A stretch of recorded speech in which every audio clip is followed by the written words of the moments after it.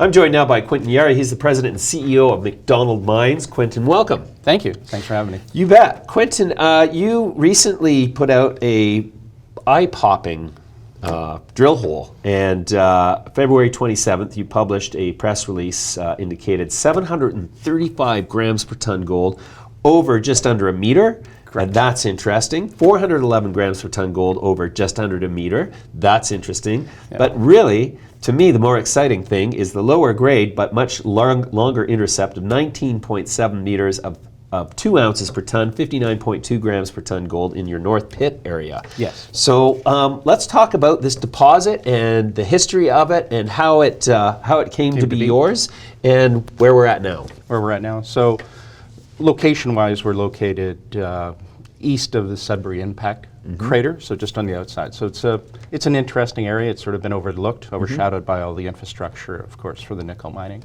So on the periphery of the Sudbury impact basin, there's always been historic gold operations, generally fairly small and not much understood about them. But the grades were always interesting. You know, you'd see that they'd have average 7 grams per ton gold, but always with copper as well. They'd have significant copper, and there was known to be cobalt also in that camp with silver, a bunch of secondary mineralization. So we looked at that, and we had the opportunity to go scout out some of those areas. And what we found was what we believed a better understanding of that area, of the geologic events that unfolded to deposit that type of mineralization there. And the realization of that has been quite new in the industry. The GSC, Geological Survey of Canada, has looked at that area, and we're beginning to believe it's a deep-rooted, large pulse of fluid movement, potentially associated with an IOCG type event. Which are historically some of the biggest deposits in the world. There's some of the bigger drivers, for sure. Yeah. Excellent. Systems. Wow. So then this hole that you reported on February 27th, are those 3 intercepts from one hole? Yes, that is from one hole. Okay, and so at what depth did these start?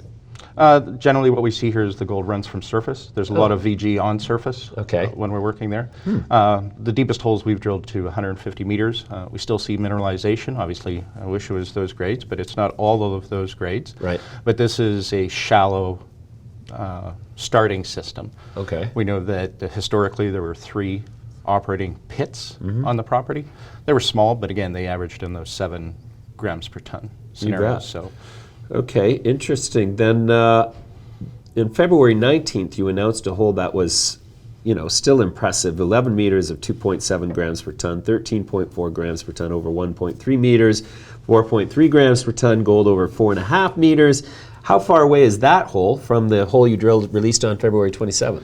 We're focused in an area of about 500 meters by 500 meters. Okay, so to say specifically how far those holes are apart is a little difficult at the moment. They would be at least 100, 150 meters apart, those two things. We seem to now have identified a strike length of over 200 meters that is mineralized with gold. Okay, great. It's quite exciting, actually, because one of the big thoughts of this area were these things were going to be small. For us, it's proving with this new model that this has the potential to be something much larger. As you mentioned, IOCG type systems are big. Right. And this appears to be quite large, over kilometers in length. Right. So how much drilling do you have left in this program?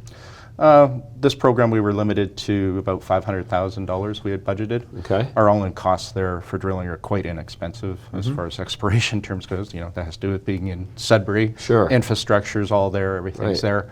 I would imagine we're going to complete another 2,000 to 3,000 meters in the short term. Okay. And are there more holes from this program at the assay lab yet to come? Yes, there are. We've been drilling since January. So that was the first hole that we talked about, the 7 grams was started, that was from January 2017. And we're continuing to drill now. Fantastic. Historically, what has been the exploration on this property before you owned it? It's been broken. This property has seen fits and starts of exploration on it. It historically had a really complicated ownership structure. There were 2 groups that had 50% each, and it was just hard to get anything done. Right. We managed to consolidate the property under MacDonald's by purchasing it from both things. So much easier system, and we work for ourselves there. Sure. And so is this the only project of MacDonald, or are you a single project-focused company? Yes, this is a single project for us at the moment. I mean, the McDonald's does have other properties, but this offered some of the things that I mentioned we were looking for. You know, McDonald's came from the Ring of Fire historically a long time ago. Drilling was really expensive. Helicopters are expensive to use. Right. In tight markets like this, where it's hard to raise money for exploration, we want to make sure that any money we do raise gets us as much bang for the buck as we can in an exploration program. Right. And so the Ring of Fire is another impact crater type of environment, so to speak. We don't know for sure, but it's a ring. Yeah. Right, it's a ring. What is it about these, what is the sort of the geological history of that deposit that would cause an iron ore, copper, gold deposit to be so close to the surface? Generally, these things do subcrop. If you look, even in Australia, they are found on surface.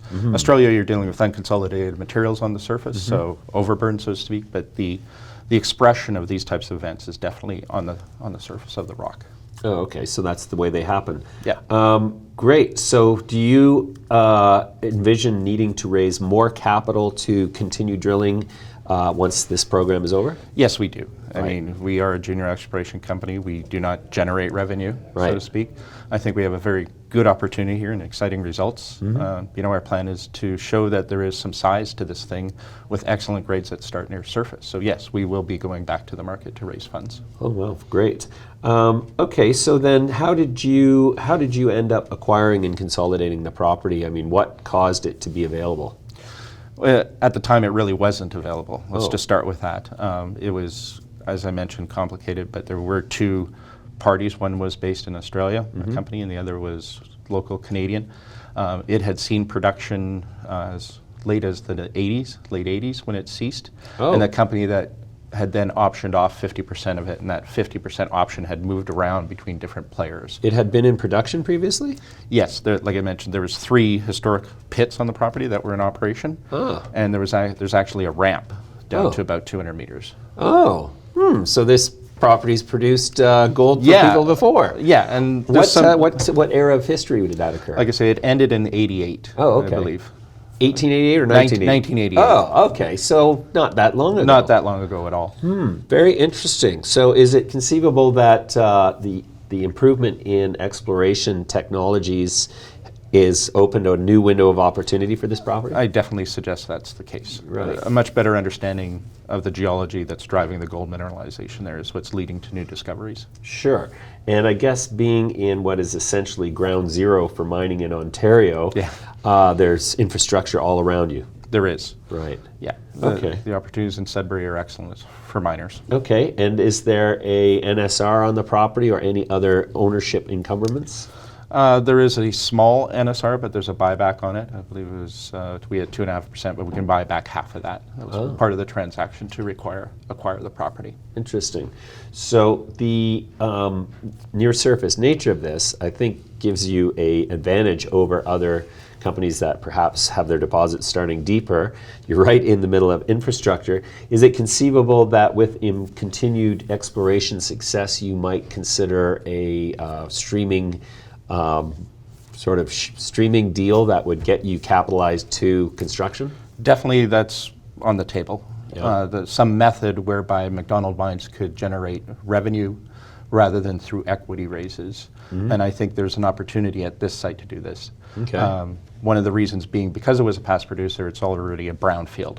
So it's under a closure plan, and in Ontario, to change a closure plan to operating status or bulk sampling status is not a huge impediment. We can do it. You know, we have the agreements in place with First Nations already. You know, that's sort of the goal would be to make MacDonald self-sustaining. Oh, wow. That's fascinating. What then are your next steps that investors can keep their eye on to see that it's moving in the right direction? Well, I think the results coming from the current drill holes, I mean, visually we see a lot of visible gold in this stuff. So we know when we're in the system and when we're out of the system. And I think we can expect some exciting results still to come in the next few months. Okay, well, we'll keep our eye on it. Thanks very much for joining us today. Thank you.